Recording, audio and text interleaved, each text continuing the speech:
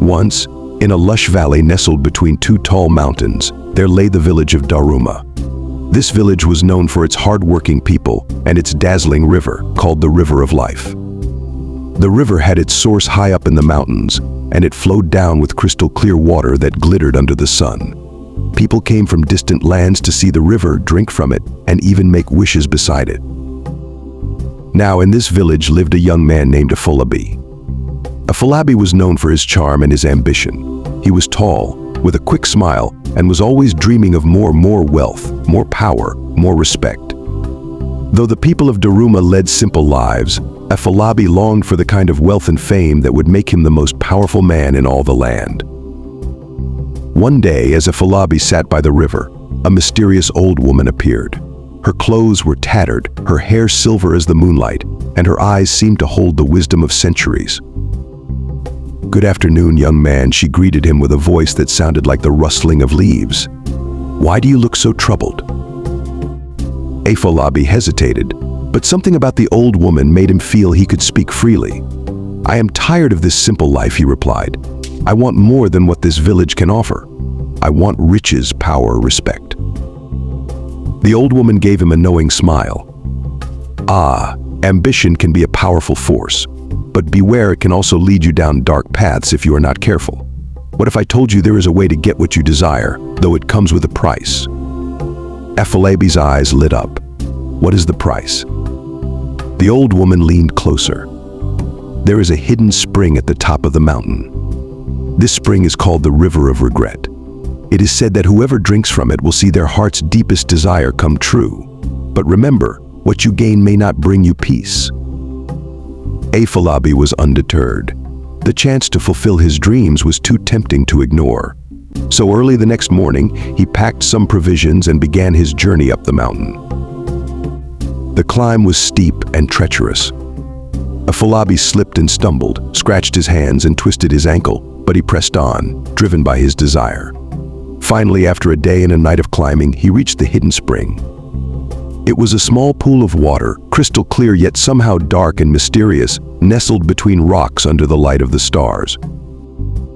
Without hesitation, Afolabi knelt down and drank from the spring. The water was cold, almost biting, and as he drank, he felt a strange sensation in his heart, like a fire awakening inside him. He closed his eyes and wished for power and riches, more than he could ever imagine. When he opened his eyes, he was no longer on the mountain. He was standing in the center of his village, and everything had changed. His clothes were rich and finely woven. His house had transformed into a grand palace, and people were bowing as he passed. They looked at him with awe and respect, calling him Chief Afolabi, and he was surrounded by wealth more than he'd ever dreamed. At first, Afolabi was overjoyed. He enjoyed the feasts, the gold, and the power he held over the people. He had servants to fulfill his every command, and he was no longer just an ordinary villager. He was now the ruler, the richest and most powerful man in the valley. But as days turned to weeks, Afolabi began to notice strange things. The people who used to greet him with warm smiles now looked at him with fear in their eyes.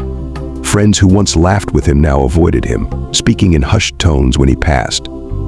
He began to feel a heaviness in his heart, a loneliness that even his wealth couldn't cure. One evening, as he sat in his grand palace, Afolabi heard a soft knock on his door.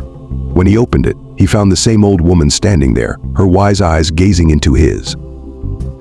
"Have you found what you were looking for, young Afolabi?" she asked gently. Afolabi's voice was barely a whisper. "I have riches, power, everything I desired, but I feel empty. I have lost my friends, my family, the warmth of my village.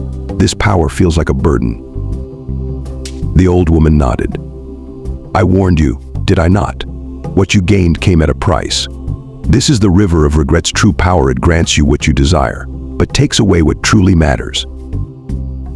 Desperate, Afolabi pleaded, "Please, tell me there is a way to undo this.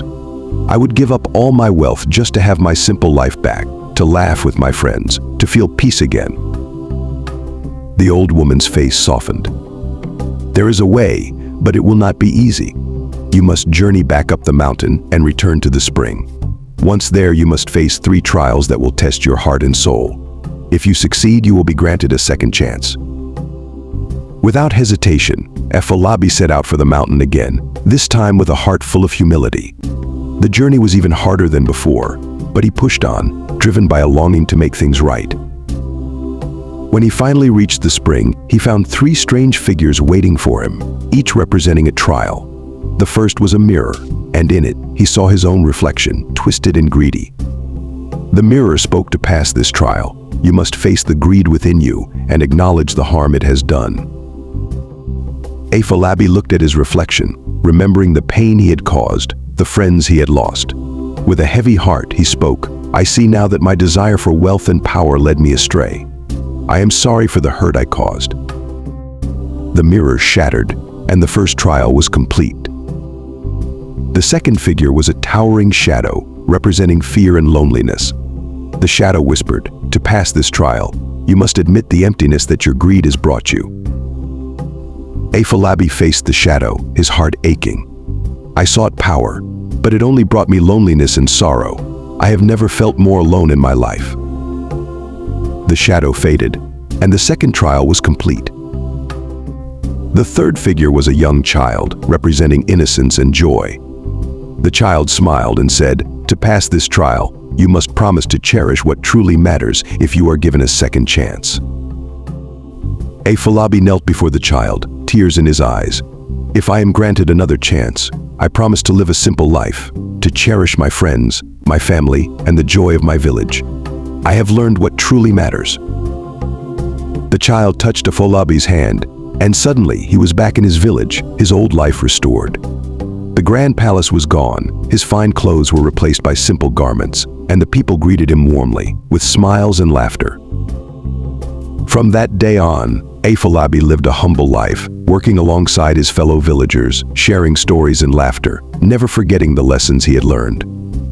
The river of regret remained high in the mountains, a reminder to all who heard his tale: true wealth is not found in gold or power, but in the love, friendship, and joy that surround us each day. And so, the story of Efolabi and the River of Regret was told for generations, a tale to remind everyone of the importance of staying true to oneself and the dangers of letting ambition cloud the heart.